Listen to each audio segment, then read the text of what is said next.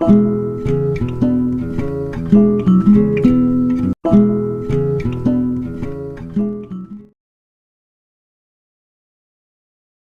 very good morning to all. I am Dr. Nitika. I am working as Scientist EE in ICMR National Institute of Malaria Research. Very warm welcome from NIMR family. This institute was established in 1977 as Malaria Research Center. This is the 45th year of establishment of NIMR. Today we are here to mark the annual day of our institute.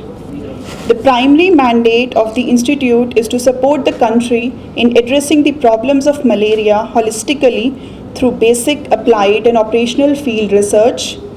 ICMR-NIMR carry out research in its headquarters in Delhi and has a vast network in malaria endemic areas through its 8 field units.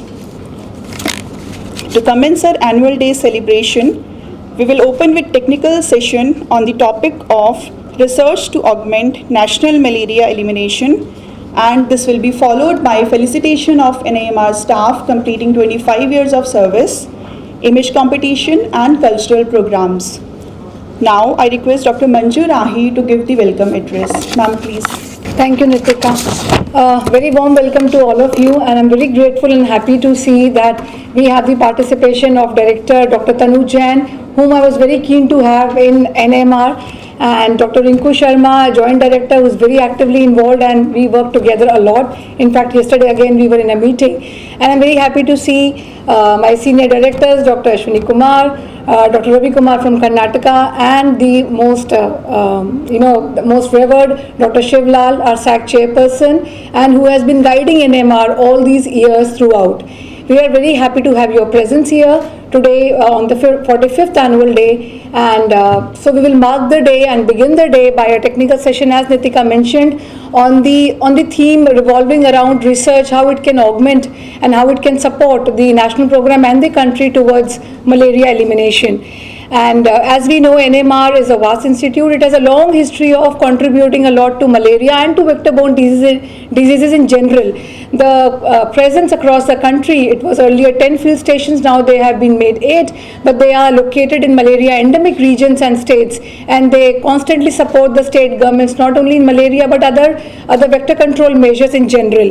And so NMR is dedicated to control of malaria, to take it towards its last mile journey or towards elimination. So our research, be it basic or applied or operational and public health implementational, will move in that direction towards malaria elimination.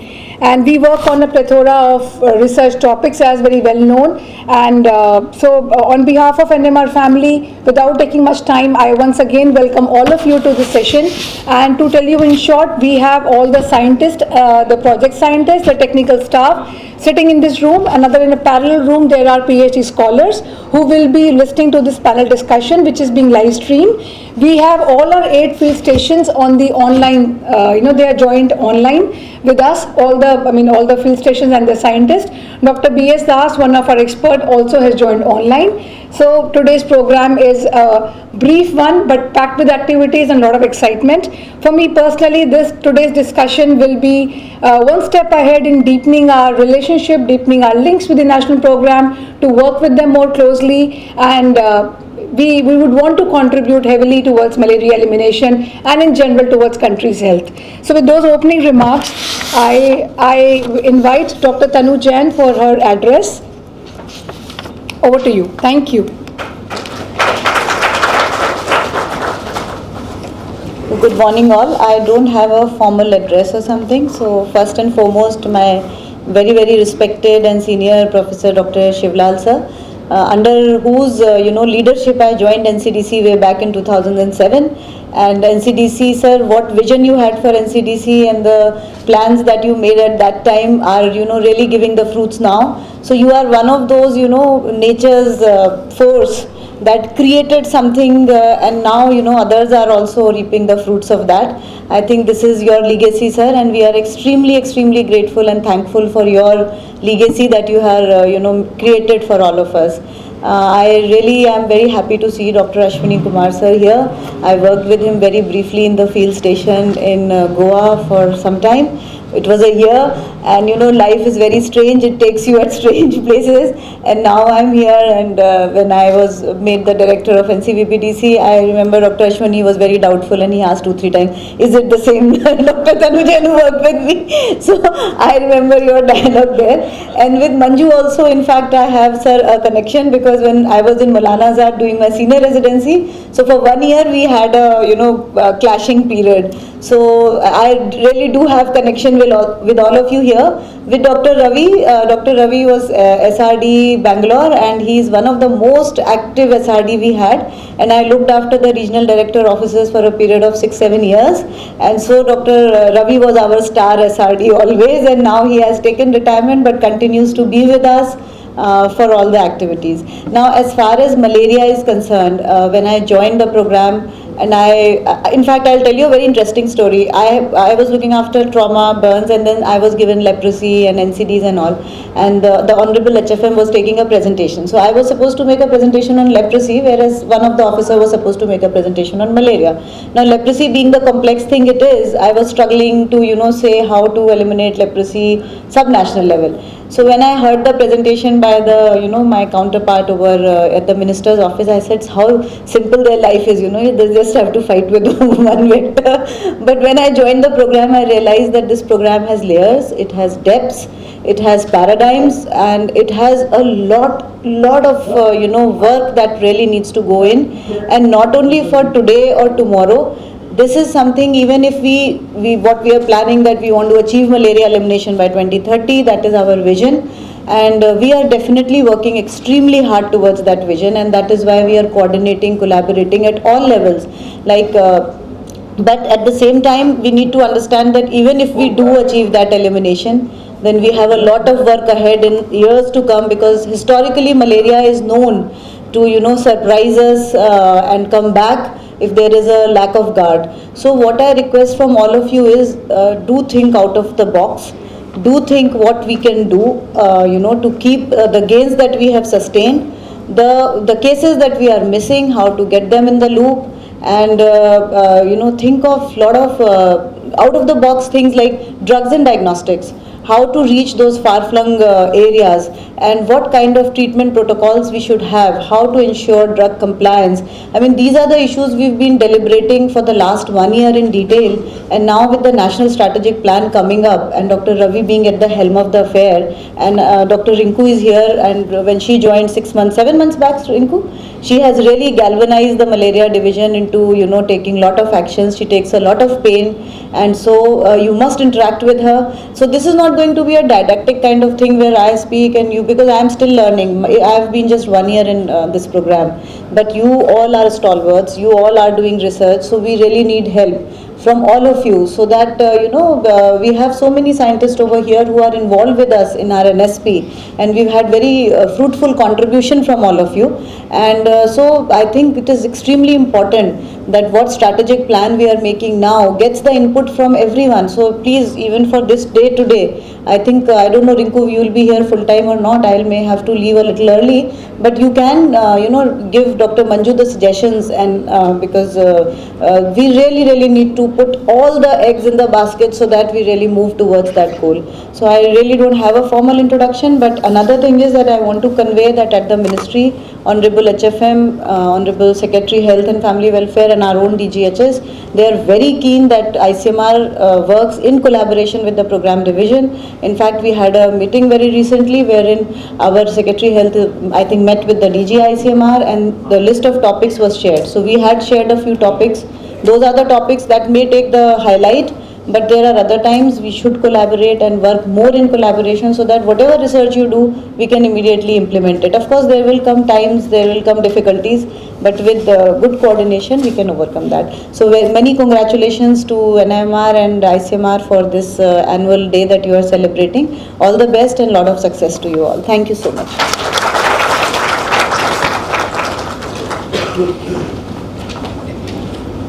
Thank you so much for the simple and the lovely words and simple words of wisdom of collaborating and how we can get together on the zone of malaria elimination. And I also welcome Dr. Amit Sharma, which was not oversight, but I still feel he's around because he just joined back his parent organization in September. So I also welcome him now. He from the outside, as an outside person, as a panelist to this discussion today. So moving on, I thank Dr. Tanu Jain for her address. I request Dr. Shivlal for the opening remarks, sir. Dr. Tanu Jain, Dr. Amit Sharma, Dr. Manju, Dr. Ashwini Kumar, Dr. Ravi Kumar, and friends. I congratulate on this occasion of 45th, because MRC was established in 1977. I think today's topic, I heard when Dr. Manju was talking about collaboration between the research and the program. This is what we are fighting. I was a director of NMEP in 1996. Dr. N.K. Ganguly was the DG. I used to fight with him that why you are not having meetings between the two, MRC and program, so that we can have a collaboration with the implementation of the research.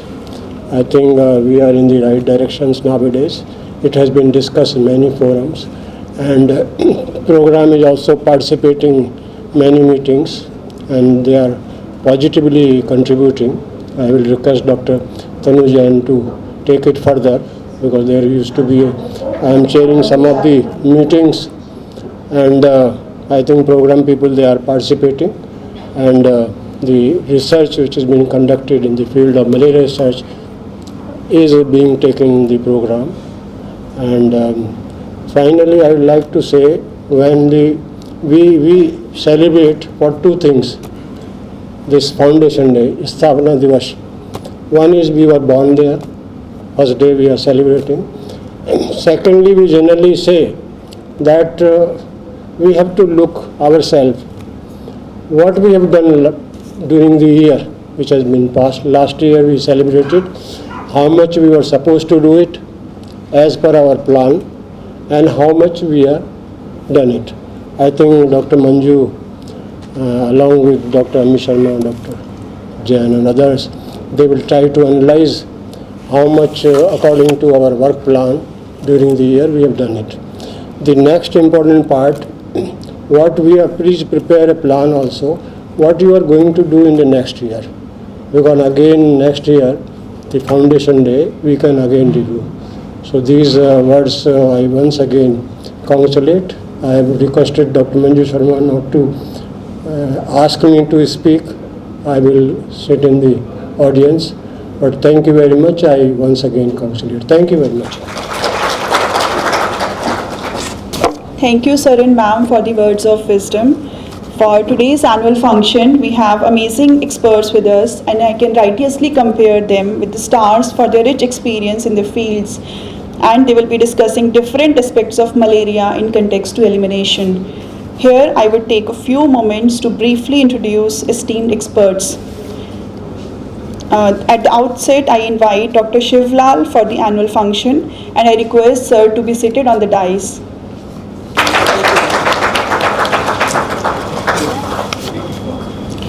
Despite his busy schedule, on our request, sir agreed to be here, and he is a well-known figure in the field and is important members of various committees. Now I request Dr. Manju Rahi to present token of welcome.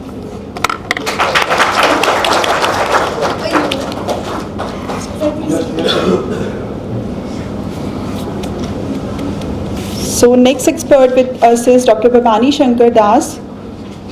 He is online, and he is a well-known name in malaria research. Dr. Das retired from Ministry of Science and Technology, Government of India, Department of Biotechnology as an advisor. He was conferred Dr. M.O.T. Iyengar Award by Indian Council of Medical Research for his contribution towards falciparum malaria research. Currently, he is chairperson of ICMR Malaria Elimination Research Alliance. I welcome sir. I welcome Dr. Rinku Sharma, Joint Director, NCVBDC. I request Vinita to present the token.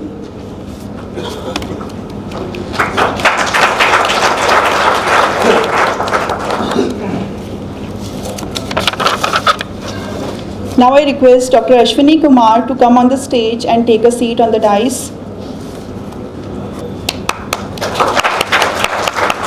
Dr. Ashwini Kumar is Director of ICMR VCRC Puducherry. Dr. Kumar has more than 35 years of research experience in the field of vector-borne disease and handled over 100 national and international projects covering basic, applied and operational aspects of vector-borne diseases. Now I request Dr. Manju Rahi for presenting the token to Dr. Sharma. Thank you so much.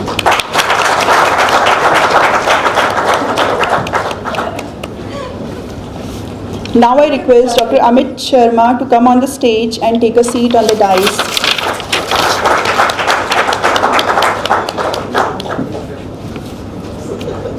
Dr. Amit Sharma is ex-director NIMR. As director NIMR in the last 3 years, he has taken up the agenda of operational research by launching several studies and publishing papers on various facets of malaria.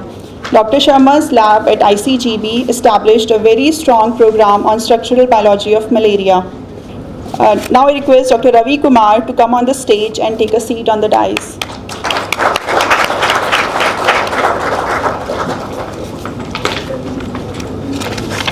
I request Chetna to present the welcome token to sir. Dr. Kumar has worked in Central Health Services of Ministry of Health and Family Welfare, Government of India for 39 years in various capacities in National Health and Family Welfare Program. Sir retired as Senior Regional Director at the Regional Office for Health and Family Welfare, Bangalore. Sir supported technical activities including research in consultation with Government of India and WHO CRO on means to improve implementation of malaria program. I request ma'am to take the seat on dais.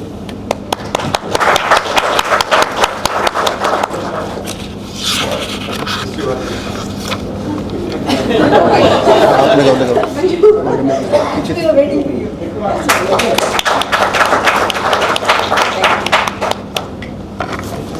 So I again welcome all the experts and esteemed guests for the annual function. In this hall, we have an AMR scientist in person and field unit staff scientists who have joined virtually. I welcome them all. In addition, we have PhD students, postdocs and NIMR technical staff in the next hall. So we have a mix of audience with us today: scientists, students, research assistant, technicians, technical assistants, technical officers. I'm very sure that this discussion is going to be very fruitful for all the scientists, technical staff and especially students, as NIMR always prefer to work on capacity building and we have special focus on the early career scientist. So as Nitika had introduced all the panelists, and the theme for today is revolving around how research can augment the malaria elimination plans and how we can contribute towards elimination. And Dr. Tanu Jain also had mentioned in her opening address very simply that we should find ways to work together, and there must be some point of convergence where the research side and the national program activities and strategies can come together. Of course, research is beyond operational and public health research, but the most crucial and the critical for the program would be the operational public health implementation research, what we do, and also the way we develop new innovative tools, conduct research, or even going into diagnostics, new development, even though that is more time taking, but that ultimately feeds to malaria elimination and ultimately to eradication. So all research goes into elimination dream, but yes, the timelines would be different. But so here we will discuss, just touch upon different aspects and facets of malaria, how research can help in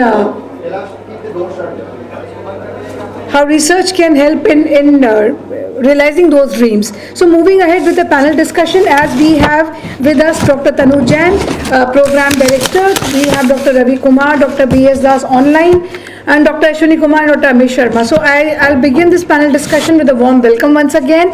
And my first question would be to Dr. Ravi Kumar, because he is at the as described to us, at the helm of affairs of making the new national strategic plan. So the earlier national strategic plan was from 2017 to 22. So this one is from 2023 to 2027. So 27 is the date when we are supposed to have zero indigenous cases transmission and no indigenous transmission, zero malaria cases. So this is the next 5-year plans. So when we say national strategic plan, that is the action plan for the country, for the states to follow. So since he has been directly dealing and directly developing that document with many inputs from other experts, there has been a malaria program review which has gone into NSP. So my pertinent first subject of discussion and question to him would be how does he feel, and he is coming from the experience of Karnataka state government as well. So there has to be a very close liaising with the state government, with the central government. Central government has the role of playing overall guidance and developing strategies and policies. How critical is the role of the state government to roll out the plans with the central government, and what is the place of sub-national elimination plans in the national strategic plan? So that's my first subject to you, sir. Thank you so much, Dr. Manju. Let me begin by expressing my gratitude and telling that it's a privilege for me to be here. She asked me a specific question regarding the coordination between the state and the central government and need for research, etc. So let me start by what happened in Karnataka. I have been involved right from first day first show of the opening of NIMR field station at Bangalore. Now that showed the coordination between the state and central government. I still remember the day when Dr. V.K. Sharma, the then director of MRC, Dr. Narasimham, who was the director of National Malaria Eradication Program, and the state director of health and myself, we sat together. We arrived at the need for a particular research in malaria. Dr. V.K. Sharma was so positive in extending his help not only from center, he also said that we will establish a field station in Bangalore. Now that was a time in Karnataka when we used to have a lot of malaria. And that was also the time when we started encountering resistance to DDT. And we did not have bednet and all these things then. Dr. V.K. Sharma already had a tool at the state headquarters regarding the environmental control measures. So the field station of Bangalore was established with the idea and to develop a plan for extending this environmental control measures as a measure for prevention and control of malaria, and I can tell you we have been hugely successful. An excellent coordination between your headquarters, the Directorate of NIMR and the state government resulted in environmental control measures being expanded to, we started with just 4 primary health centers in Karnataka, 1 district, and then we moved on to different districts, and we showed that it could be a very effective method in the long run. That's number 1. That was also a time when we started having entomologists in Karnataka. Unlike the rest of the country, Karnataka was one of the states which recognized the importance of having entomologists in the field. So we straight away came up with a project inspired by all that to have entomologists in Karnataka. 30 posts were identified and we rapidly filled them up. So we had this team of entomologists working at district level. And the NIMR again was helpful to us in putting them on the road, in training them in their capacity development. Because we use the strengths of NIMR. NIMR had strength on both parasitology as well as entomology. So this big bunch of these young males and females coming into the program, so we showed them the path. We gave them the training and we brought them also to Hosur field station, to your VCRC Pondicherry and different other places, the headquarters and the training. So it resulted in a lot of capacity development. That was also a time when we used to still have paper-based data. We never had all these emails and online flow of information and all that. So there always used to be a gap between the generation of reports and utilization of the reports. NIMR again helped us in proper analysis. So in different ways, NIMR helped. Now what is important is to have a proper relationship with the state government. Dr. Manju was also talking about the NSP and what we are doing in that. Now we are under Madam's, Dr. Tanu Jain's leadership. What the program did was first to undertake a detailed review. Let us start with the review and then see what is wrong and what is good and how do we go about it. So under her leadership we see malaria program, of which NIMR was an active partner. Dr. Amit sir was there, Dr. Manju was there, and there were Dr. Nirima was there. So many other people, we all sat together and we identified the research priorities. Research priorities to be taken the longer and the immediate research priorities of the program. I would like to mention some of those research priorities to you, which are fascinating importance to you, to me, and then also for the program. The first important point what we thought was these days, all the ANMs have been given a tab. They got these applications and then they have to do the data entry through which the information is supposed to flow. Now, how do we utilize it effectively in the elimination in the program? How do we enable the IHIV which is happening in the rest of the country to be a tool for us to get the information? So digital surveillance through mobile and other apps, we thought that an NIMR could help us in running the small pilots in different states and helping us. Today we have drones being implemented, drones being used in Mumbai and other places for larval control, used in spray of larvicides, taking pictures, etc. So can artificial intelligence enable drones to be useful? Yes, the NIMR can have a look at that. I was also aware of another project in Karnataka where we did the digital mapping using remote sensing of ISRO and GIS. We came out with a mapping of an entire district in Karnataka and we correlated the breeding places with the incidence of malaria, etc. So can such projects be done on a larger scale? Would they help? We also want the NIMR to look at the molecular markers for drugs, insecticide resistance, genes for both parasites and vectors. You're already very strong in that field. It could be taken further. And then the development of large data set. We have got so much of data coming to NVDCP in the program at the state level, district level, central level, etc. Now, how do we effectively use them? What will be the decision makers for people at the different cadres? Maybe we thought a NIMR could pitch in with that. Most importantly, that we have a strong plan for malaria elimination, and as we move towards elimination, there is always a fear of reintroduction of malaria into the re-establishment of it. So how do we develop a very good early warning system for outbreak detection? Again, I would like to give the example of Karnataka. We did come up with that early warning system.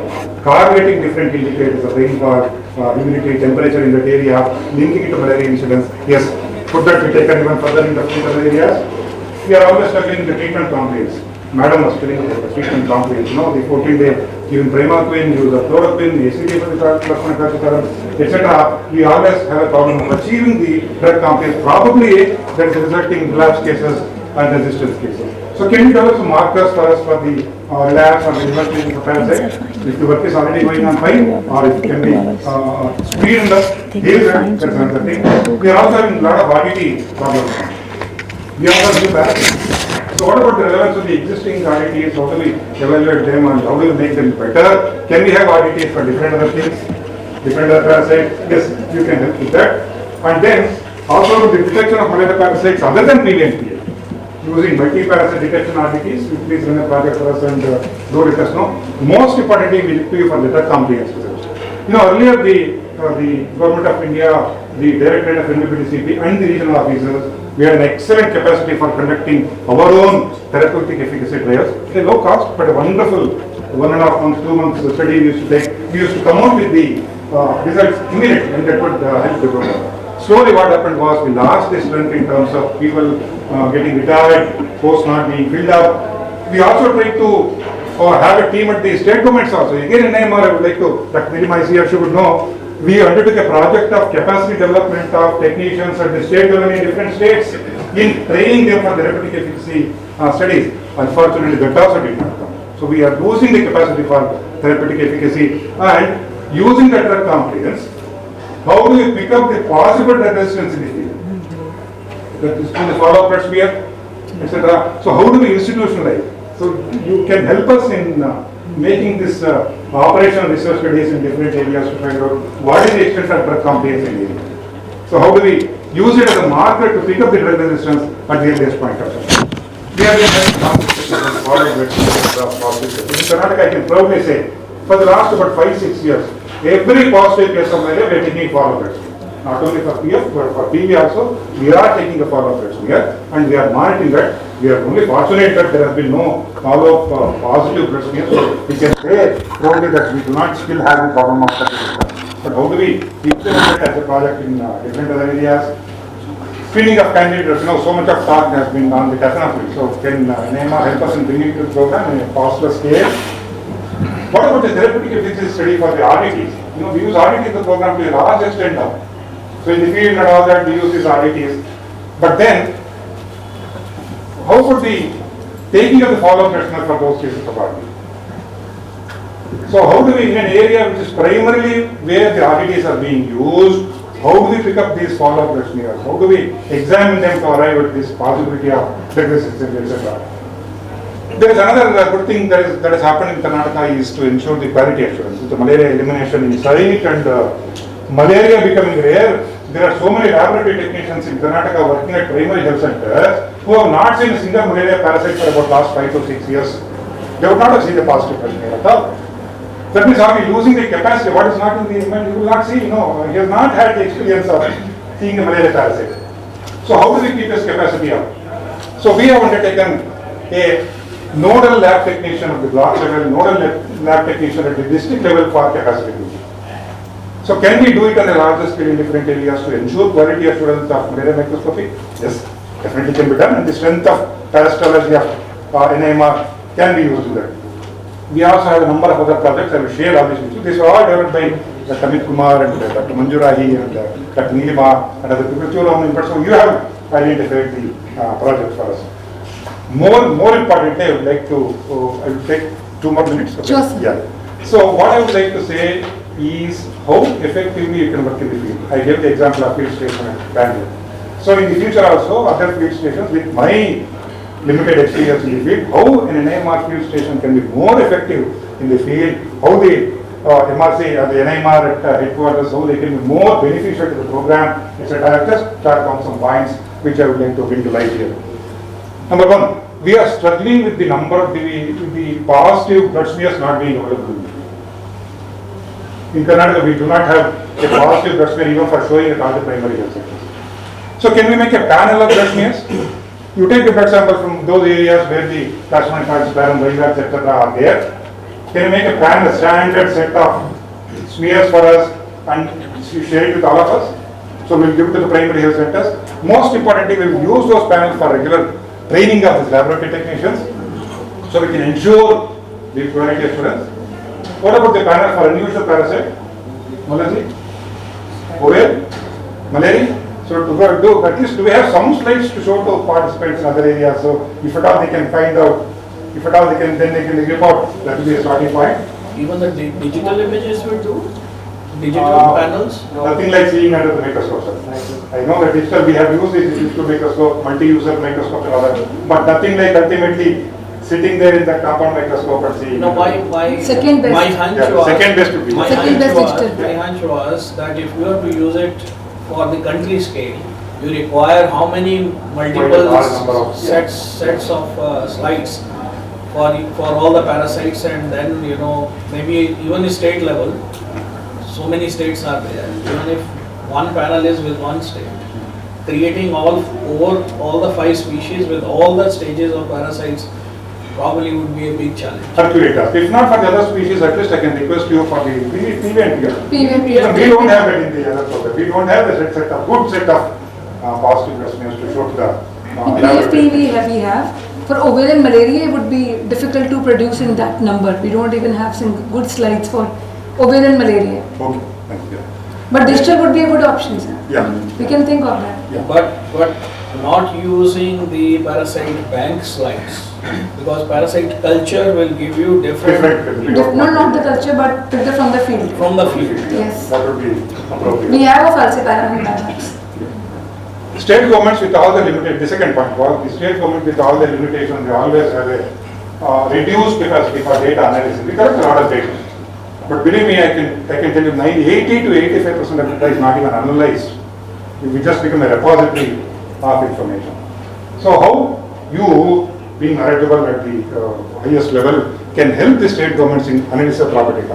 Why I am mentioning that point is, with Madam's guidance, what we are trying to do in the National Strategic Plan is to come up with a set of process indicators, output indicators, and outcome indicators. We are developing the numerators, denominators, the current basal value, and the targets, as Madam mentioned, for the next 5 years.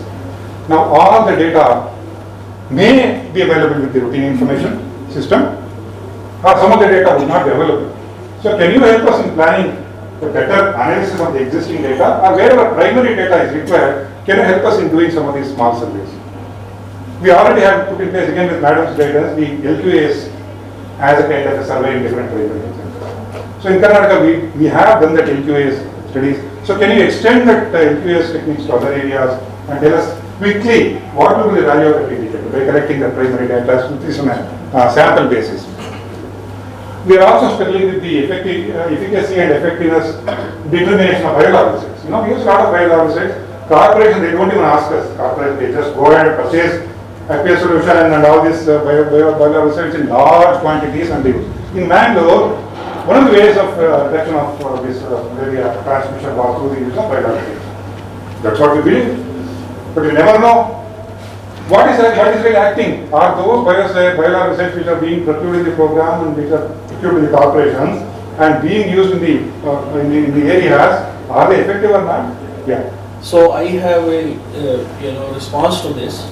The CIB, Central Insecticide Board, has made BCRC BTI B17 strain as standard strain. They have notified it. All lots that are going to be procured by any state would first come to us for biological activity, which we have started doing already. We are doing already. And many of them have been found to be substandard. So we are reporting back. And then the chemical is to be done by IPAT. So there are 2 laboratories recognized by them and they asked us to charge nominal fee. We are charging 10,000 rupees per sample and within 1 week we are conducting the biopsies and giving the results. So there is a mechanism now. So we can actually disseminate this information to all the states and corporations who are procuring these because they have to mandatorily come to us for validation. Because that has become Indian standard now, BCRC BTI. That's for BTI, but for other larvicide, if you require, I mean, we can go through all the points, sir. Points, yeah. Yes, sir. I mean, we'll finish these points, sir. Yeah, you want me to finish quickly? And then that's okay, we are on biolarvicide. One was the quality of the biolarvicide, number 1. Number 2 is also the way it is used. Is it bi-weekly application? I mean, once in 15 days application is good enough? Do we need to do it more frequently? What about the synthesis before and after? We never arrive at any proper indicators of it. So maybe you can help us in doing that. Qualifications of malaria microscopy, I told you are very strong in that aspect, so I want you to handhold the states in institutionalizing this qualification mechanism of the block and the primary health. One of the most important inputs which an IMR can give is the validation studies. We claim that because of our good surveillance activity, malaria has come out. But are we so sure that there is no malaria in a particular area? So can you come up with some mechanism to find out and validate this finding that has been seen in the program? I'm just giving an example of malaria parasites in the particular area, but there are various other indicators for which we do require validation studies. We are trying to plan some, so we can all sit together and come out with a number of these validation studies. WHO and the Government of India, we are coming out with certification for elimination requirements, which would require assessment at the district level. WHO has a tool. This malaria surveillance and assessment toolkit has been done and we are ready with 3 small guidelines that will be done in different areas. So we are having a task force at the central level to guide the different states. So I want NIMR to become an active partner in this process. You take a pilot in certain districts, do a proper study and be associated with the other states and as well as the center to help in finding out whether really we can declare some area as malaria eliminated. Are we moving in a positive way towards the certification, etc. So those would be the kind of things. So I would like to close it. Probably I have taken a lot of time, but good that we had some discussion also. Thank you very much. So thank you for 15 pointers which you have given to us, and I mean, I will not go into responding because that they do not require response, they require action from our side. And I have taken note of all of them and we will work on it. But sir, at the very critical last point which you said, validation of studies, maybe I'll just take 1 minute here, of malaria, the epidemiological situation with the program claims that it is, it's declining or the trend is declining, then they want research bodies to validate that epidemiological situation. Now that's a very valid thing to do and it's a very logical and sensible for research bodies to step in and do it. But we have certain experiences in the past, and this is my humble request to the program. Dr. Tanu Jain is sitting here. When we are working in tandem, we are working as a research body, we go to the field, We do a robust job of active surveillance, passive surveillance, picking up samples in a purely research methodological way. Program should be open to accepting those findings. I'm not mincing my words here. Dr. Ashwini Kumar is sitting here. We will do burden studies, we will find out asymptomatic malaria, we will come up with low density infections. Program will have their own criteria of declaring a malaria case. But surprisingly, I was very happy to see in the National Strategic Plan, you are declaring an asymptomatic patient with low parasitemia as a malaria case because we are in elimination settings. My humble request is, we are ready to do it all, even without you. Definitely you will ask us to do this thing, we will do, but even as our own research interest, when we enter one area and do this kind of operational field studies, we come back with the data, we will share it with you, have a word with us, have a brainstorming with us, rather than just disregarding that, okay, this is research and we don't consider low density infections, we don't consider them. Asymptomatic patients are not our worry. They do not get treated by the national program. We have experiences, the state governments will not acknowledge those numbers. So how do we crack that logjam? And we need to find a middle path where via research, even if it's operational, even when you ask us to do or we do it on our own, we come back to you with numbers that these are the malaria patients we found in the field, but the state government may not register them in their, because it will be an uptick in their number of cases. So that has to be a way we need to find forward with.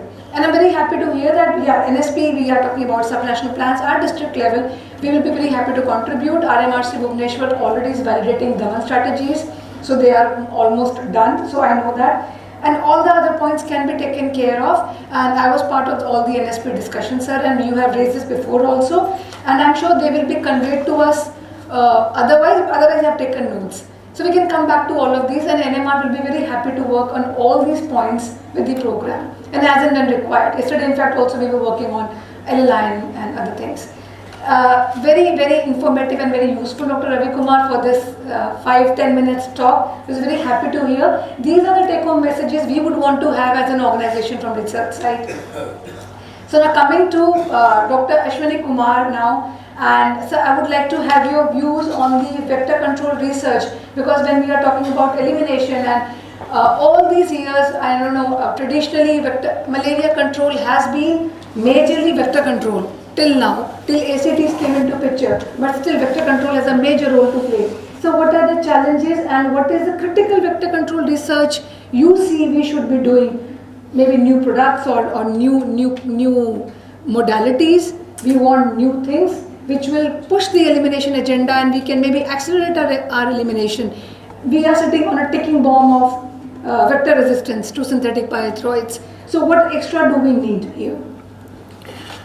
Thank you, Dr. Manjurai, for invitation and for this panel discussion. First of all, congratulations to all of you. So this is my own organization, which I joined in 1987. I was fresh from PhD, and my first interview I got picked up by MRC. So this is my home. It's a homecoming. And vector control is a very large area of debate and discussion, because if you go to see the contribution of vector control in averting malaria cases globally, you will find that 70% of the cases that are averted are due to either LLAN or IRS, or rest of the cases that are handled are by diagnostics and chemotherapy. Therefore, we have to first make some corrections. Corrections is in terms of giving due respect to the field, which is unfortunately now being relegated into a backseat and not being recognized as the front intervention as far as prevention of malaria and elimination of malaria is concerned. Now, there are challenges, like we know about the resistance is a big challenge, and new tools are not forthcoming to the extent that we need to have those new tools. Now, if you look at what are the recommendations of the WHO suggests that under GVCR, that we should implement integrated vector management. That is the buzzword as far as the vector control is concerned. But at the same time, WHO also says that in vast majority of the areas, it is the LLINs and the IRS are the frontline interventions. And where the integration of vector control measures will happen are probably the urban areas where you have the defined water bodies which are limited in number, which are permanent in nature. Okay. Now coming to the challenges that we have with the very much implementation of vector control interventions is the lack of manpower. I am sorry to say, except for the South Indian states now, Karnataka, Tamil Nadu, to a good extent Kerala, and some few examples in Andhra Pradesh, entomologists are not in place. Your entomological zones that you have created are not headed by the entomologists. What you have done is in recent years is you have brought in the consultants. Now these consultants are handpicked and they have been taken from the market as graduates, and you have trained them and you have put them in place. There is no career ascent for them, there is no career path for them, and therefore what happens is that you are not relying on this manpower in terms of ensuring that the intervention is taking place as is recommended, because you have to implementation is a very important part of the vector control. Now I'll give you the good example also. Now by and large country level, we are not seeing the kind of implementation that we should be seeing on the ground. Now what is the research question in it? Now we can be partners with the national program, the NIMR can be partner with the national program in identifying these gaps. Manpower gaps, you had the VCNA, vector control needs assessment. There is a protocol with which you can actually identify the gaps and the problems very systematically. This VCNA is developed by WHO, and that tool can be used to identify the gaps in different states. And we have 8 field stations of NIMR, 3 field stations of VCRC, 11 field stations as a ICMR family can give a lot of inputs as a starting point to the national program in order to correct these anomalies that are there, which we are talking about in terms of the either lack of manpower or unutilization of manpower. Many a times we have seen the entomologists are only data compilers.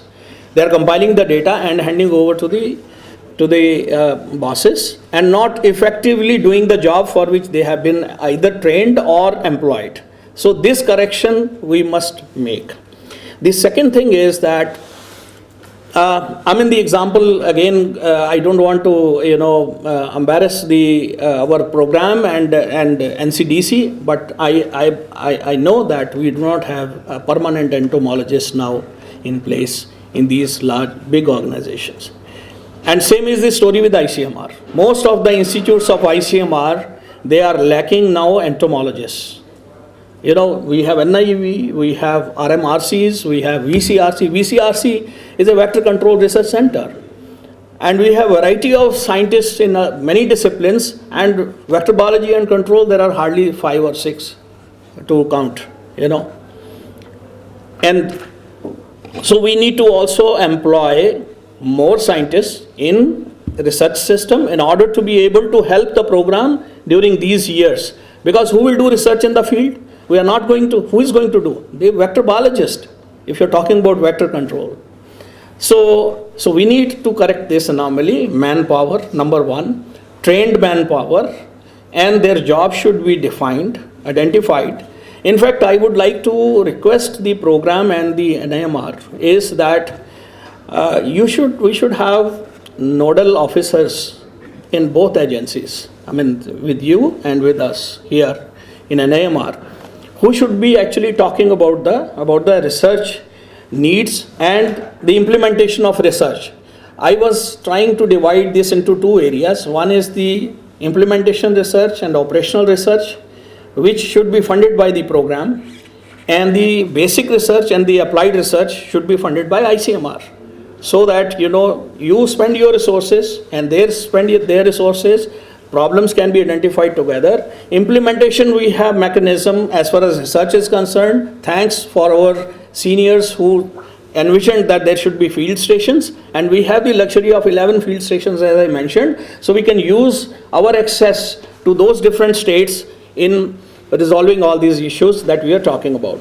Now, as far as good example is concerned, there are examples. Wonderful example is not only Karnataka. Karnataka is a frontline state which tackled problem much before, but the recent example is Odisha. You see what they have done? Purely political, administrative will, and they pumped. They have acquired millions of nets, and they have, under Daman mechanisms, they have fished out the asymptomatic cases. They fish out twice in a year. And you see what has happened? A state which was contributing 34% of malaria incidents and 40% of deaths, today is probably the crown in the program, jewel in the crown of the program, where you see that today cases have nosedived. 80% impact of these measures, simple measures. There is no new magic bullet used here. We cannot blame the tools. If you implement the same tools which are time tested properly as has been done by Odisha, I think we can repeat this story anywhere in the country as they have done it. They have shown it. I mean, we are working in Koraput district, which is an insurgency and tribe there. One of the most neglected, and all is all infested. It was very difficult programs to them. We have recently found using LLANs. Surveillance is happening. It used 46, 60. In earlier years, I saw 5%. How it has happened? We use some there, vector control to the same LLM, those things fashion.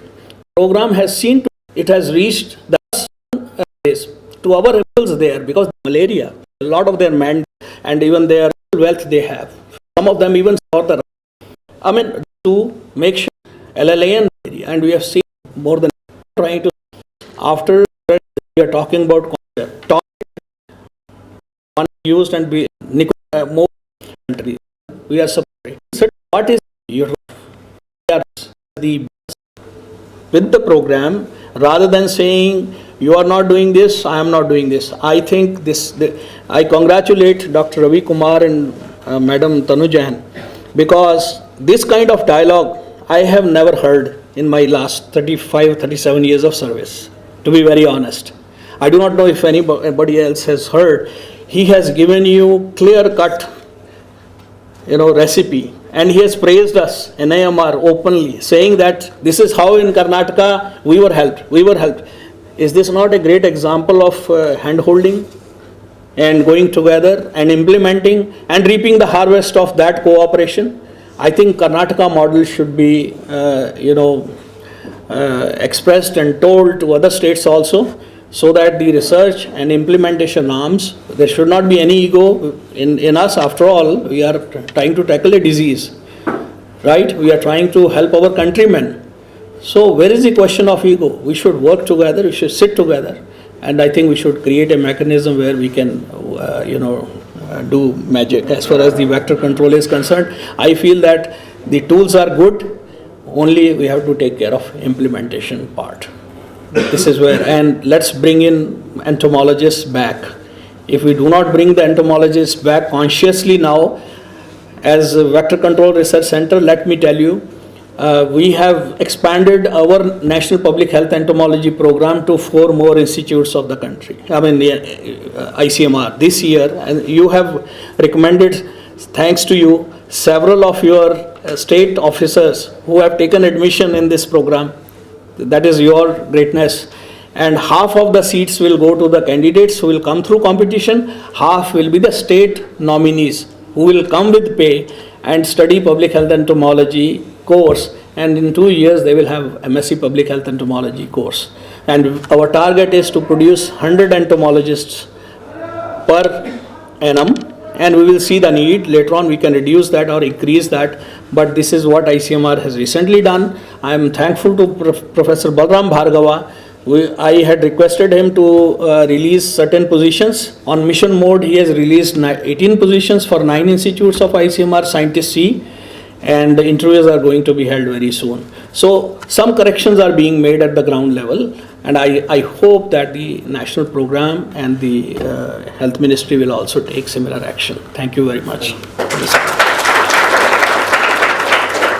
Thank you, sir. Very well said.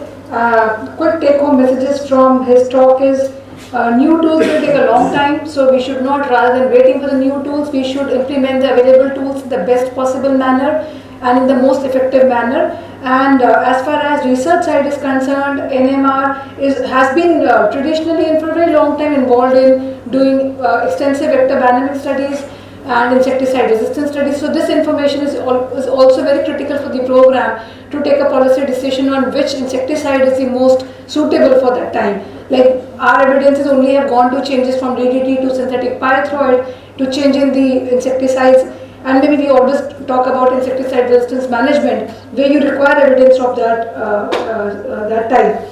He was also talking about Daman, where he said that there are usual strategies which have been used. But of course, with some new things like increasing the access to treatment, as you said, they were unavailable for the usual healthcare system.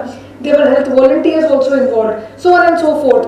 But the message is, available tools are good enough to take us till the brink of the elimination. We should really implement them more effectively. And as far as ICMR is concerned, we should work more towards entomology space and creating more capacities, more people, human resource to do this kind of work. And ICMRs and NMR research will continue in this domain.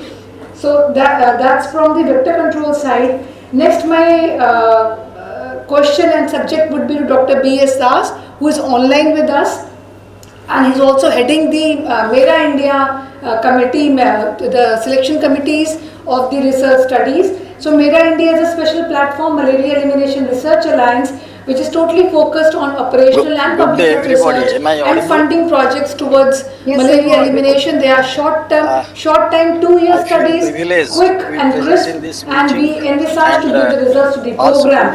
Over to Dr. B.S. Das on my very pointed question, sir. How do you see the roles of vehicles like Mera India and other organizations, or maybe other non-government organizations as well, which can generate evidence and provide evidence to the national program in a short window of time? Okay. Good day, everybody. Am I audible? Yes, sir, you are audible. Okay. So, Mera India selectively have taken up several projects, mainly concerned with elimination of malaria. Just to name one or two, the contribution of low density parasitemia towards transmission of the infection, use of artificial intelligence in malaria diagnosis and identification of vectors, malaria contributed by migration, and many more projects. I hope some of these projects will generate robust evidence to convince the policymakers to consider them for program operation. However, I am also afraid a large number of projects will not be able to convince the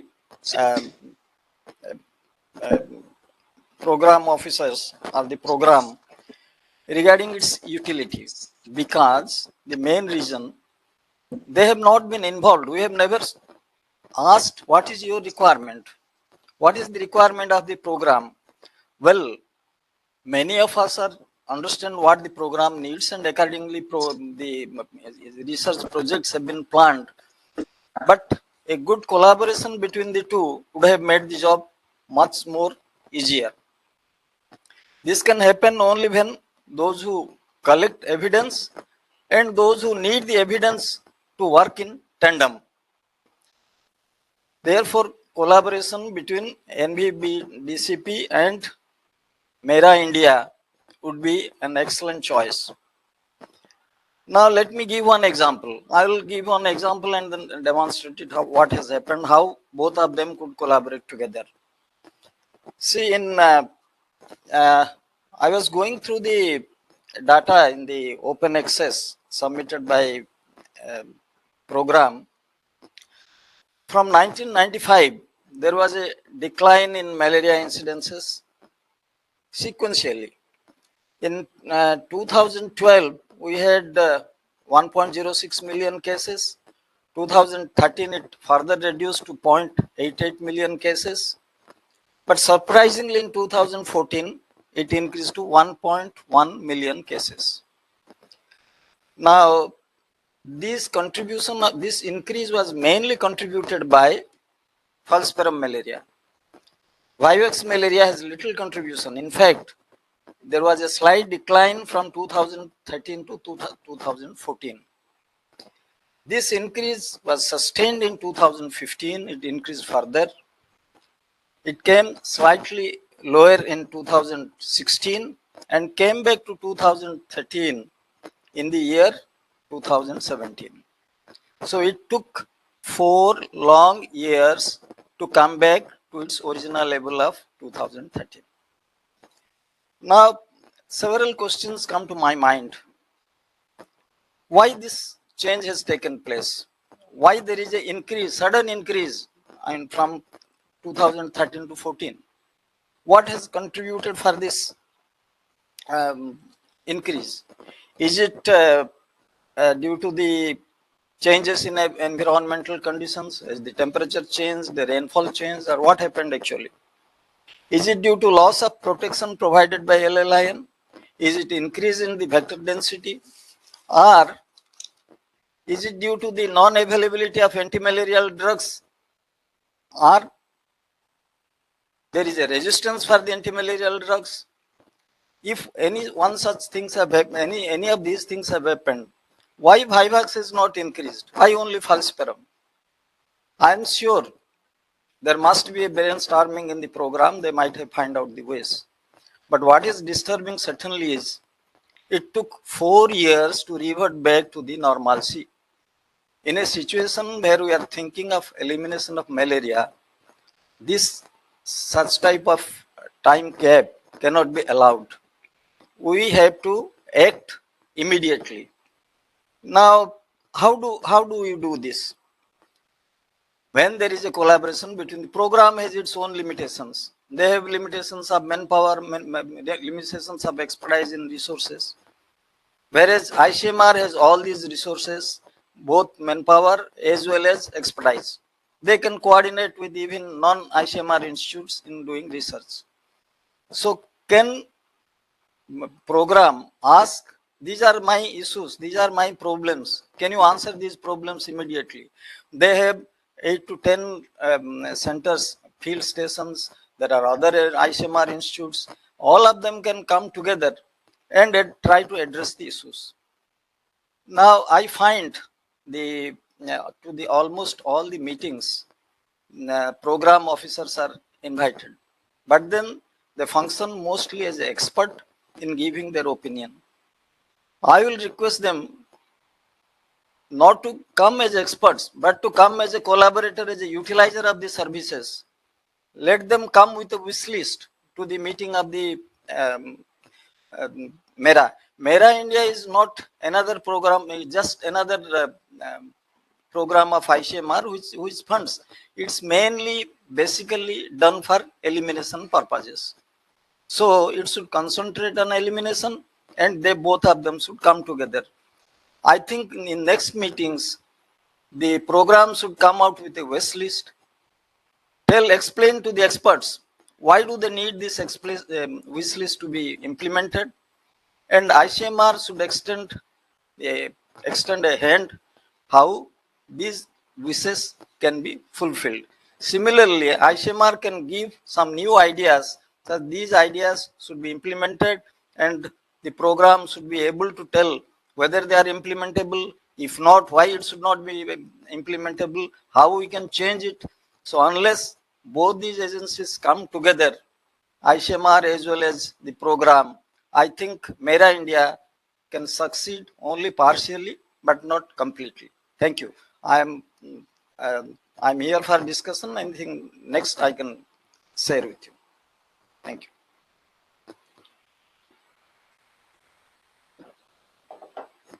Thank you, Chairman, sir. You raised a very pertinent point, sir, and yes, collaboration between Mera India platform, yes, sir, and NVDCP is extremely important so that the operational research which is undertaken has utility and value for the program, and the findings can be immediately adopted by the program. Totally take your point, sir. So moving on, I have a quick question for Dr. Amit Sharma, who has been ex-director NIMR and who has in the past 3 years launched several studies which were spanning from basic research to implementation operational research. I have a pointed question to him. How does he think or envisage, and this has also been flagged in the National Strategic Plan, that we require new diagnostic, new FDCs, fixed drugs combination, new diagnostics or even vaccines to propel the dream of India's elimination of malaria. And that has to be done also in the shortest time frame available of 5 years. Should I just... Yeah, thank you. Anyway, many congratulations to NIMR for its annual day. I think the questions you've raised are very pertinent, but from my perspective and from my time spent at NIMR and ICMR, I think if we were to start doing basic research on new diagnostics and drug discovery and vaccines and hope that is going to make an impact for elimination by 27, I think that's an unrealistic dream. There is not enough time to actually start the basic research projects in these and expect something positive to come out of it, which can be translatable and can be deployed in the field by the program. So therefore, we have to bank on investment in research that has happened over the past 20 years, not only by India, but by many countries across the world. And therefore, we must then look at solutions that are currently available that were being researched upon 10, 15, 20 years ago. And this includes diagnostics, this includes, of course, vaccines, and of course, it includes new drugs. Now, one of the facets of the time I spent in NIMR was the fortunate or unfortunate arrival of COVID in India. And I think what I and many people along with me learned during that time was that India responded on the whole very robustly to the pandemic. We got our diagnostics sorted out very rapidly, and we got our vaccination program off the ground very rapidly. Part of that was Indian and part of that was actually completely international. We adopted the tools that were available worldwide to counter the threat of COVID to a great extent.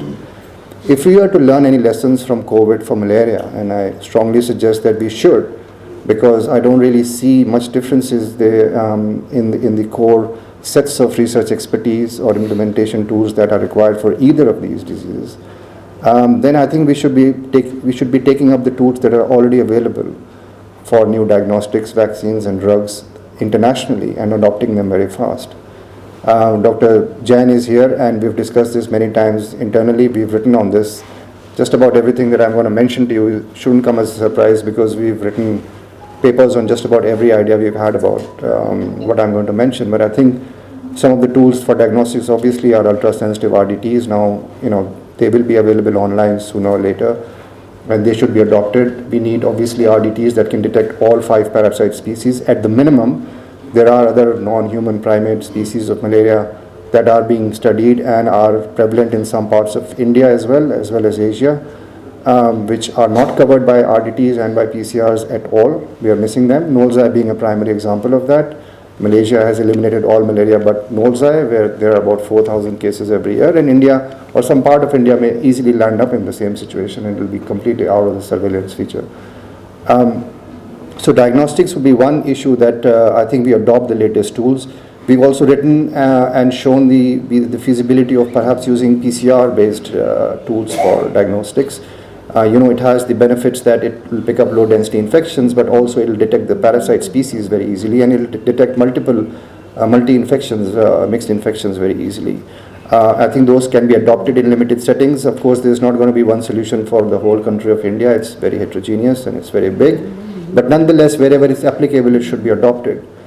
In terms of drugs, I think this is clear that we don't have any pressing need at the moment for new drug discovery in India. I'll tell you why. Because thankfully, internationally, there's been several solutions, ACT combinations that have been discovered and used all across the world. There are about 6 of them that are WHO approved. India uses 2 of them, SSP and AL. We've written also extensively that SP is a failing drug and we should be aware, and the program should consider switching SP to AL so that we have one therapy all across India. SP failure is studied via TES, but I'm not convinced that the TES studies are done in enough number and in large enough places for us to get a real assessment of SP failure. And so that would be a timely switch from ASSP to AL for the rest of the country can be considered.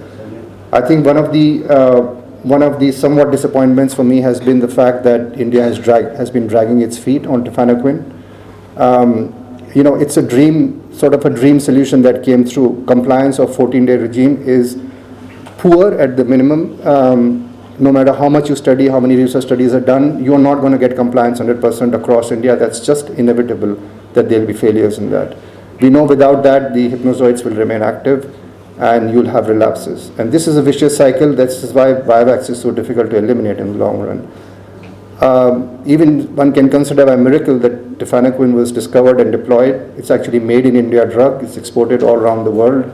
It's now been a few months ago also approved for use in children under 5. And yet India has been dragging its feet in actually looking at tafenoquine as a very serious radical cure drug.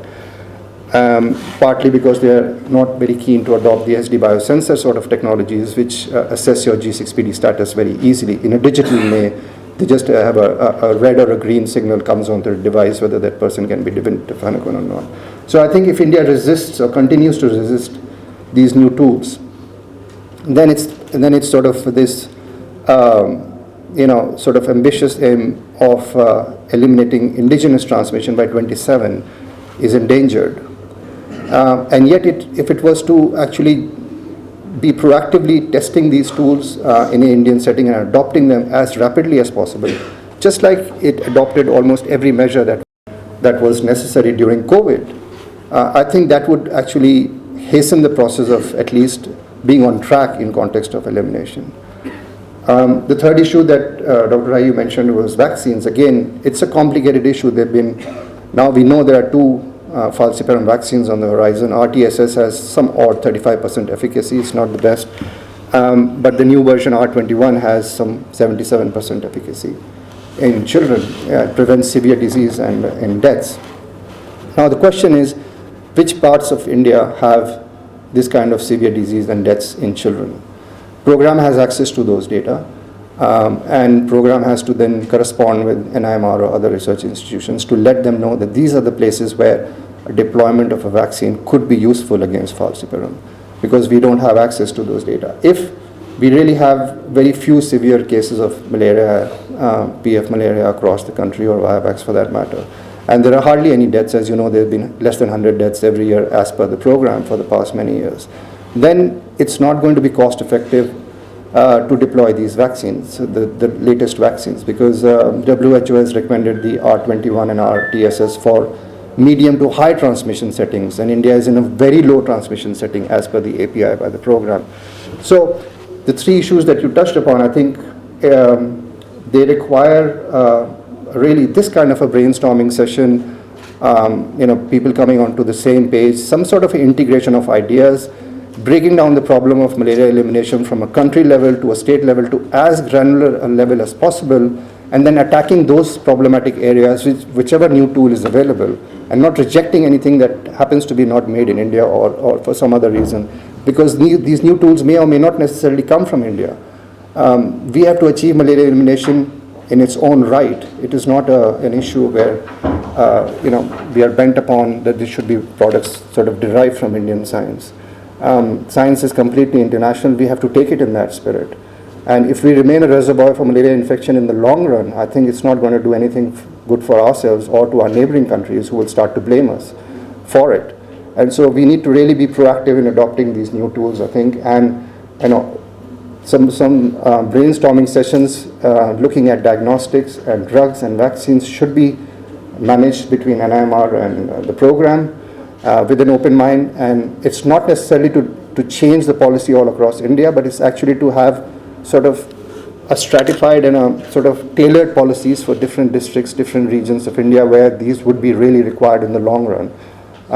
I'll just end by saying that we've recently completed an analysis where we've shown some 30 to 40 districts in India which have very persistent levels of malaria, despite the fact that malaria is coming down in most of the other districts. Now, these problematic areas will be, for whatever reason, whether the interventions are failing, they're hard to reach, or a combination of everything, these problematic areas will remain problematic unless they are picked upon and paid attention to individually. And perhaps a new tool has to be deployed in each of them to bring down malaria incidence to close to zero or zero. So I think these are some of the things that perhaps are issues for a larger discussion. Thank you.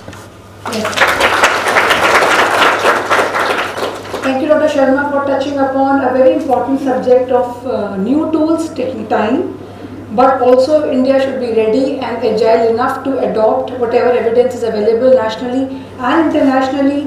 And if these tools are useful, like newer ultra-sensitive RDTs and PCRs, and we ramp up our diagnostics, we ramp up our drug management through tafenoquine, and adopting these newer tools and looking at more granular data where these can be more applicable rather than going in a blanket fashion for the entire country. That's not possible for a country like India's size. So all the messages are very, very clear, and of course, one-hour panel discussion touching upon all topics of malaria will not do justice for all. You also touched upon cross-border malaria, which is another larger area of discussion for India as a country, and Southeast Asia is the only region which is showing persistent decline, constant decline as far as WHO is concerned. But India can become a problematic area for rest of the region. So taking these messages from all the experts who have spoken today in past 1 hour, my last thing stops with Dr. Tanu Jain, the director of the national program. So after listening to all these discussions, we were onto the very key thematic messages have been given by all the experts. And when I started thinking about this panel discussion, how we're going to plan this, you were the opening person for me. And for you, there were some pertinent questions, but now I need to think again, because every question is for. Don't worry. Still ask those questions. No, but I'll go ahead with whatever you have jotted down or you think you would want to respond to those. But from ICMR research and NMR especially, I would like to flag in, where do you see what has actually been sufficiently answered by Dr. Ravi Kumar. My question to you was, where do you see the role of NMR and ICMR as a larger research body to fit in the research elimination agenda?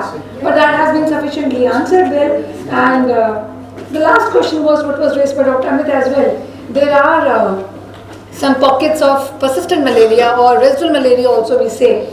So there must be tailored approaches in place, and program must be planning those in the NSP of coming times. Thank you, Dr. Manju, and thanks to all the experts. And since, most of the things have been discussed, most of the things have been answered, I'm just wondering whether all of us are still happy and alive and, awake. If we are, let's say a big yes, actually. Yes, we are still ready to go ahead and listen to one more session. Okay, so very, very briefly, Manju, to address your first question, that where do I see ICMR or, NIMR? I mean, the whole concept of today's meeting is that we have to work in tandem, we have to work together, we have to collaborate. Now, the questions that were raised and the discussions that have been, happening before this are so many that I really cannot sum up everything, but I'll try my best to do. So, first and foremost is how do we collaborate? And there was a, concern that the program may not take up all the research that has been done by the research bodies. It's not only ICMR, I'm just in general talking about the research bodies. Now, I was just thinking also that, see, when we are working in a program, we have a very different setup. And when you're working in the ICMR, you have a very different setup. When we're working in an international organization, there's a different setup. So 100% times we cannot coordinate, collaborate, or tell each other, okay, we are doing this or we are doing that. That was your concern also. That some places program will feel that, okay, these are very pertinent, important researches for which we'll reach out to you. And at some places you will feel, no, we need to do this research, this is important because this is your expertise and you have understood the problem like this, so you need to go ahead and do that research. So my kind of request will be that in case all of you are scientists, you are budding scientists, you are coming up, it feels good when your research is used in the field and when you get benefits and you just see how this research is helping your country tackle a problem. It's not only malaria, it's so many other vector-borne diseases, and then there are other diseases as well. So what I say is that if you feel that this is a particular research, you want the program to take it within their strategies, or you want them to implement those kind of researches, then my request to all of you will be, please take the program division in loop before you really go ahead with the research in the field. There are so many researches you can do on your own, but if you feel that the results of this research I want the program to adopt, then please start from the very beginning, because what happens is that there are so many things which are going on in the program division, and then some research comes randomly. So it really is not in my hand or Dr. Rinku's hand or whosoever sits as a director in the program to just say okay fine, you've done it, let's go ahead with it, because there are so many things which are happening in the program itself which will need a lot of thinking, rethinking, reorganization, and you all know that health is a state subject. So it is not that once we say okay fine, you adopt it, and it's that simple or that easy for the state to adopt it. Everything takes a process. Of course, with in recent times the processes are becoming shorter and we are able to do many things quicker with our mandates changing. But I don't know if you compare from say 50 years or 60 years, we have stalwarts like Dr. Shivlal also over here, Dr. Ashwini is also, so many years you have put in. There will always be an up and down. Sometimes you'll find that, some good things have happened, like you pointed out in COVID times. There are now so many PCR machines available across the country. So now we have a platform wherein newer diagnostics can be put in easily because there is an acceptance, and there is also a confident India thinking that we can do it.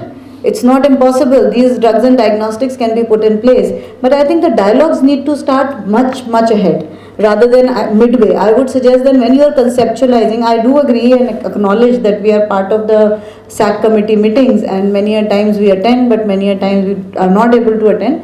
And from now onwards, like after today's dialogue, I have understood the importance of attending the SAC committee meetings also, because that means we have a say there. Then we can say, okay, fine. So for all the scientists also out here, when you put up your research topics, if you want the program to adopt it, then please build in that angle. Come to our office, have a discussion, have a dialogue with the HOD. We really don't have much manpower, but with whatever manpower we have, we are really trying our level best to coordinate and collaborate with as many people as possible across, because see, experience and knowledge really is not somebody's property. It is available out there. Let's utilize it. I always say, why should we reinvent a wheel? If from here I have to go to Nirman Bhavan, I'm going to use the same wheel which was reinvented thousands of years ago.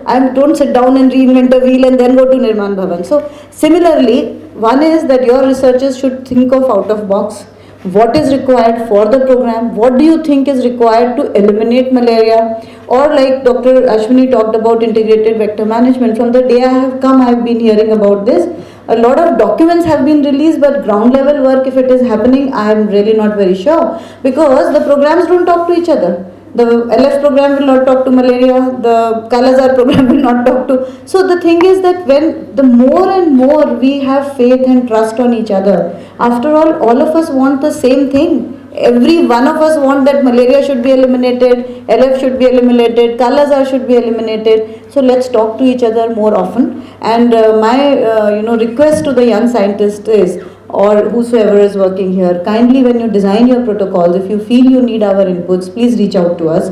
It may become difficult. Sir is looking at me. I know that it may become difficult, but I think I'm hoping that things will settle down with this kind of collaboration, and we will be able to be available more for the research, because it is very disheartening when you start something with much enthusiasm and after 2 years then it goes nowhere. I totally understand that point. So with the ICMR, like even our secretary and DG ICMR are very closely working out and identifying research topics.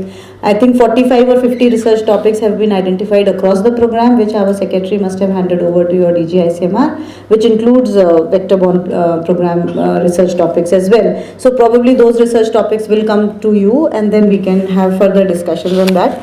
And so as far as various activities are concerned, like the validation studies, that was one thing which came up, and I think because WHO is doing all those validation studies, if ICMR wants to get in the validation studies, it will hasten the process in the country, because it is a huge country, and the validation studies have to be started now, because there are some of the districts which are reporting zero cases for some time, as we know that we do not have much data coming from the private sector. And the only thing that we are doing right now is we want to roll out IHIP maybe in the next 3, 4, 6 months. So every day we are having meetings, WHO is supporting full on. And if one of the scientists is interested in coming with us on board on IHIP, then we'll be happy to have them, with us. So that gives a boost to us. So there are various lists which Rinku will actually share with you. I don't want to read it out. We made a list, but then after something we just submitted 2 or 3, because when I was reading out the list, the JS policy said, "Madam, this is too long." I said, "No, this is only malaria. I have 6 more diseases to tell you." Then he said, "Okay, fine." He didn't listen, and he told me, "Okay, just identify 2 to 3 from each." So 2 to 3 from each, like Dr. Amit said, the RDT. And we really, this is one of the things that we have already probably identified in our program, that we really need those ultra sensitive RDTs, because low parasitemia needs to be detected, and then PCR based tools, then ACTSP and AL. We cannot be like ostrich and put our head in the sand and think that things are not happening around us. Whatever we are saying, that is the only thing which is happening. I did a survey and I found out in Delhi, RML hospital, Safdarjung hospital, everybody is using ACTL.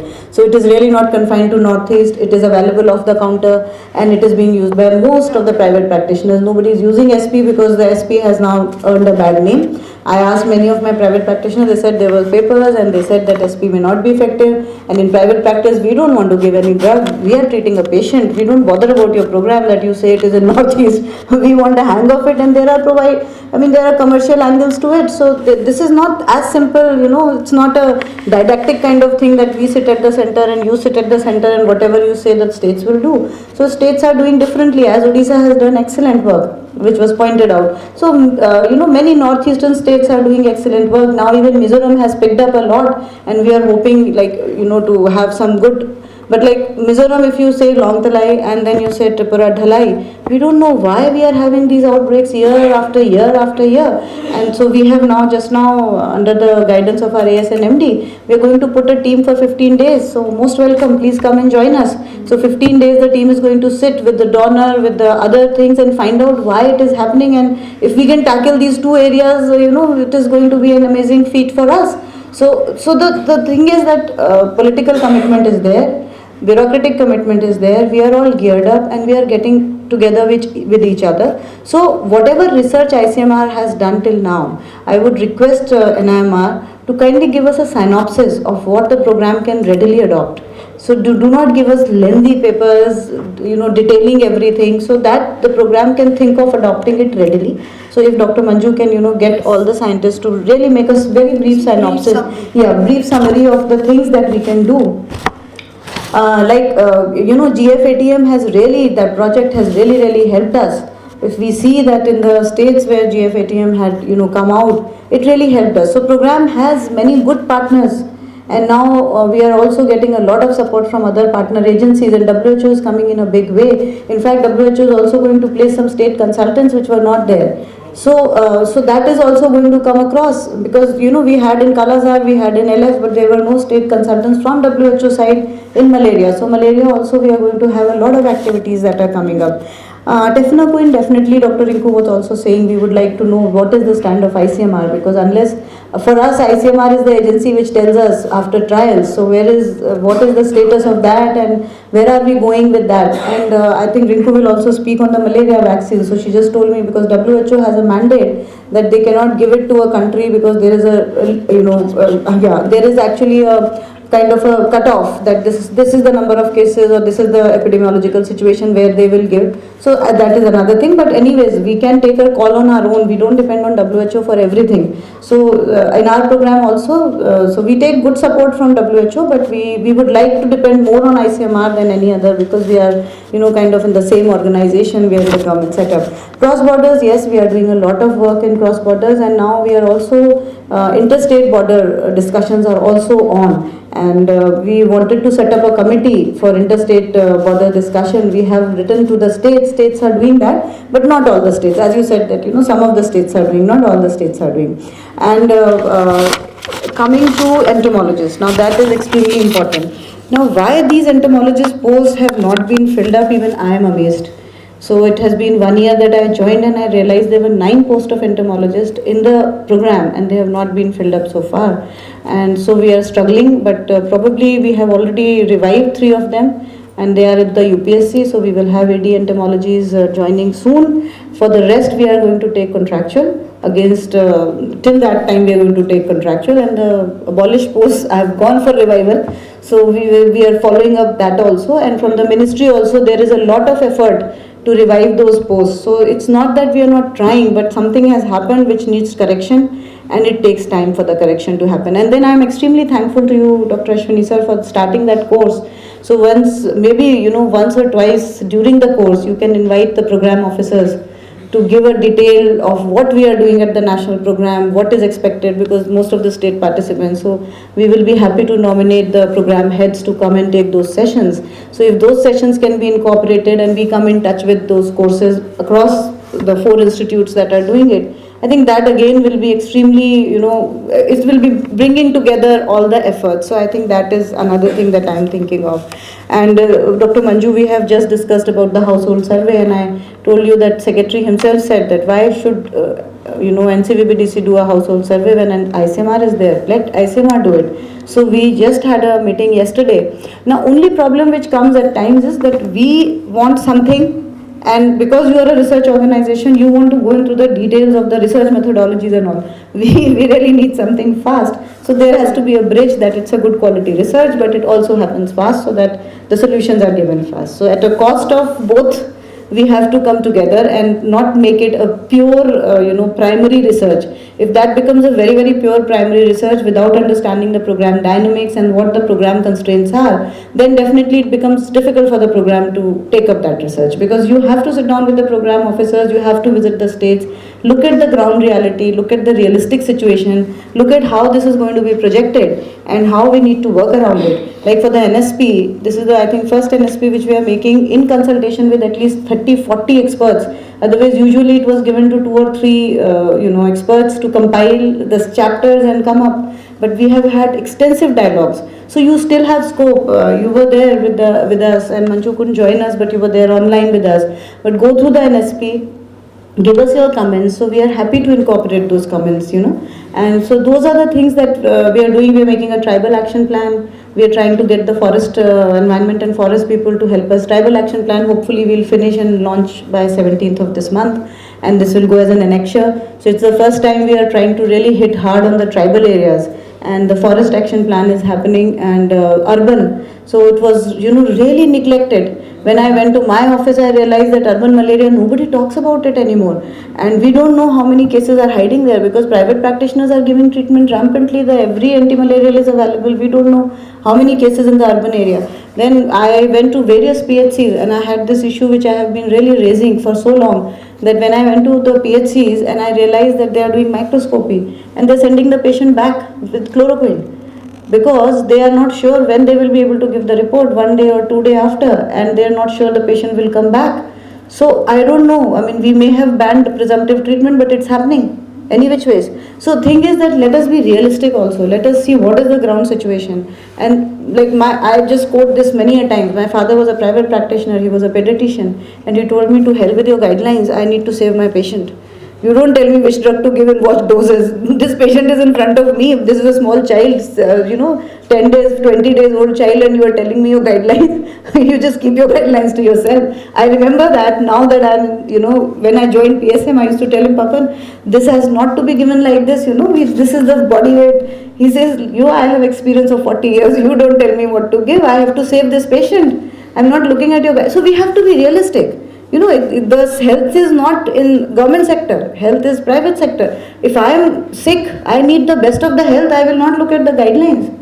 That okay, fine, in this area ACT-AL is not allowed, so kindly give me ACT-SP whether it works for me or not. No, I will go and say, okay, give me the best possible medicine, or refer me to someone in US who will treat my malaria, knowing very well कि malaria यही treat हो सकता है. So let us be realistic. Let us coordinate, collaborate at many levels, but at the same time, kindly pursue your passion. Do the basic research that you want to do. Come up to those conclusions. Share with us. As much as possible, we'll be happy to collaborate with you and take up your research. So just to encourage all of you to also think of the country, think of the patient, think of a person who's sick, how we can help that person. The whole aim is that. There is nothing actually. We talk many fancy jargons, but Dr. Ashwini will say that you're a very simple person. I am. Whenever I do anything, I just think of a patient. That am I doing something which will help the patient? I think it is as simple as that. If it is for glory and laurels, at least I think that really will come with time if they have to, and if they don't, then they will not. But at the same time, if we are as doctors making this thing effective, then it is important for us. So thank you very much. With that, Manju, we are happy to collaborate. Thank you. I think you have summarized the entire session and passed many days discussion in my own head and other people very, very succinctly, very nicely. So I would still like to have your long list which you were wanting to submit. That list would be very crucial for us because that's our bread and butter. We would like to have the brochure. So most of the things, Dr. Ravi, because he was with us in the NSP, but he will give you additional things that we have discussed. He spoke about 15 things, but still if there are more in that list, we'll be very happy. Sure. And we'll shortlist also which are really critical. Priority to you. Perfect. This is perfect going on in that direction. You want a synopsis from us, what research we have done, which we think are potentially can be adopted by the program, and how they can be adopted also, we are ready to do it. Sure. In implementation phase, implementation research, that we can do. And we'll be very happy to be part of the validation studies which you are seeing WHO is doing currently. We will be very happy. RMRC and other institutes are doing it. We can also do it. We have presence across India. And regarding malaria vaccine, end of November or maybe middle of November, we'll hold a meeting. RTSS is one vaccine which is already being implemented, but the new vaccine in the pipeline is R21. So the company is already talking to us to take up a trial, phase 2 trial, which I need to come back to you what is the program need. We will look into holistically, granular data and everything, and that is still a falciparum vaccine. So it's not a Vivax vaccine till now. And all the points you have said very well. We will make notes of this meeting, of this panel discussion. It is not just everybody has come and gone and spoken. I'll prepare proceedings of this panel discussion. We will circulate so that we have a blueprint to work on. Nothing like we have done an annual day and we are done with it. This will be a blueprint for NMR to work very closely with the program, and very, very valid point which I think we have been missing all this. Past 17 years I'm working in ICMR.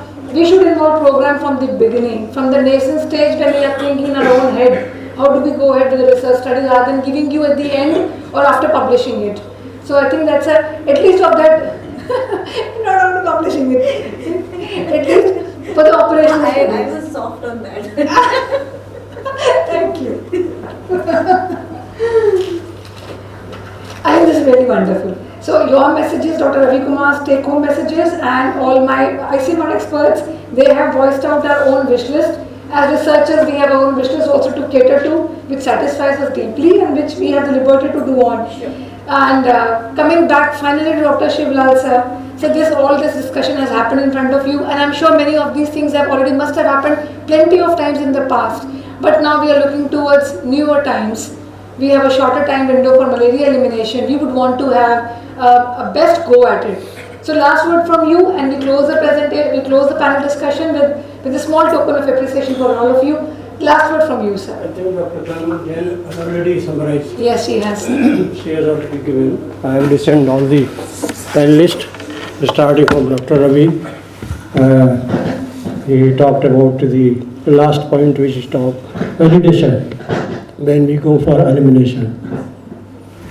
We are discussing for a long time about I generally say the dying cadre of entomologist, because entomologist after retirement we are not appointed. So we have already discussed that neurodiagnostic tool and drugs and vaccine, and Dr. Das talked about NIMR, collaboration with that.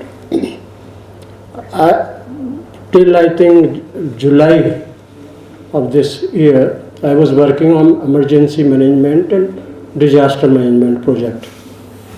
When you joined, through my network, I tried to follow what is your interest in malaria and how much, as a chairman of the SAC of this body, I try to know how much you are taking so far as the NIMR is concerned.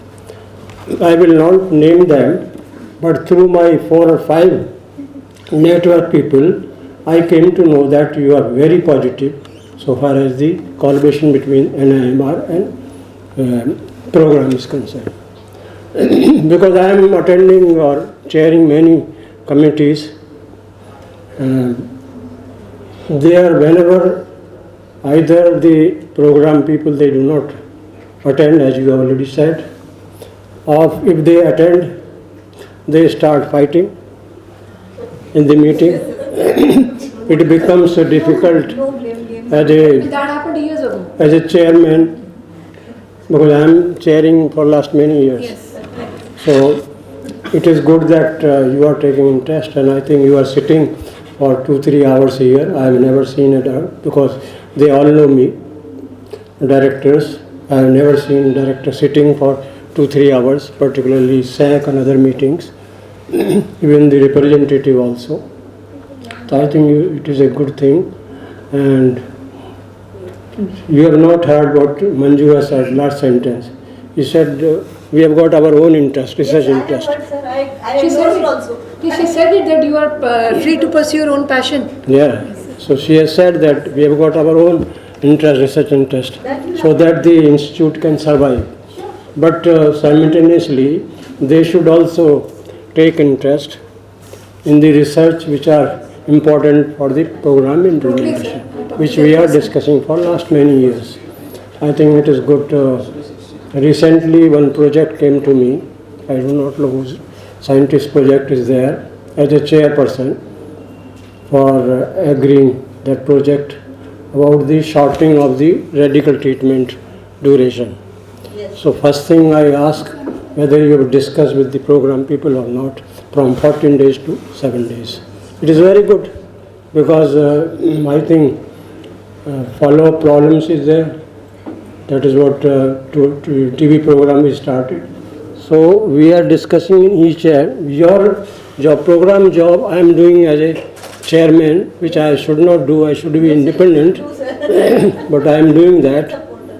But it is good that program is taking interest. I think there should be a dialogue between program and research people. Let her or anybody who comes as a director of this institute take their own interest, but the program interest should also be a part of that. I think I congratulate all the panelists. It was very good, and we will continue this dialogue. Thank you very much. Thank you, sir. I think the panelists have been extreme. Yes, sir. So thank you for everybody for your patience. I thank the panelists for their patience, even though the session was till 12:30 and you have very busy schedules. Both of you, I know this, and all the panelists have come leaving their work to be here. I thank one and all for this discussion. Good afternoon, everyone. It was a great privilege listening to all these stalwarts and legions of malaria research here. And with today's discussion, I think we got plenty of new ideas for our upcoming projects. And without taking much time, as ma'am mentioned, I may request our director, ma'am, to present the token of appreciation to all the dignitaries. May I request ma'am to give this token to Tanujan ma'am. That's a good idea. May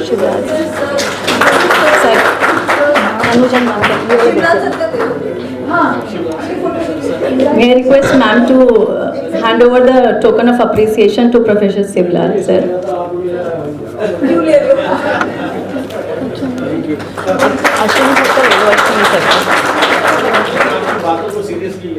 Ashwini sir, ma'am please. Okay. To Tanuj and ma'am.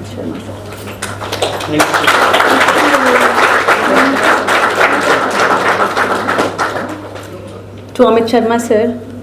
Amit Sharma sir, please.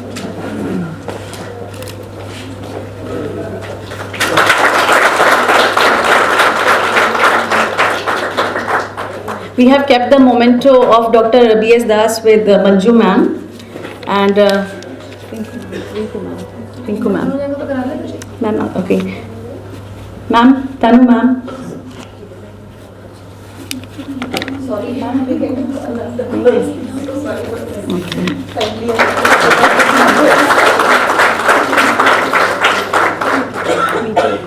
Thank you everyone. Since we are at the fag end of the event, I would like to propose a small vote of thanks. First and foremost, I would like to thank Professor Shivlal sir for always guiding and mentoring us. And special thanks to Tanu ma'am for always promoting to link malaria research with program. I would like to extend my gratitude to Dr. Ashwini Kumar, the torchbearer of vector research in India. My sincere thanks to Dr. B.S. Das for his long and constant association with us. I would like to thank our former director, Dr. Amit Sharma, for his constant support and mentorship. I would like to extend my gratitude to Dr. Ravi Kumar for sharing his research insights. I would also like to thank Dr. Ringu Sharma for coming here, ma'am. And my heartfelt gratitude to our beloved director, ma'am, for bringing all the stalwarts under one roof, and thanks ma'am for making us a part. I would like to thank all the scientists, NMR staff, students and audience both online and offline for their active participation. Also would like to thank AO, ACO and the entire team who helped and in organizing this event. And special thanks to Dr. Sachin Sharma, Dr. Himmat Singh sir and Piyush for putting their soul in this event. And thanks to Dr. Nitika for hosting this event, and Chetna and Vinita and all the experts, staff and everyone present here. Thank you. Thank you. Hope to have such sessions again and again here and anywhere. Thank you. I thank the NMR family and the NMR people who have really worked hard to make this event a success. Thank you so much.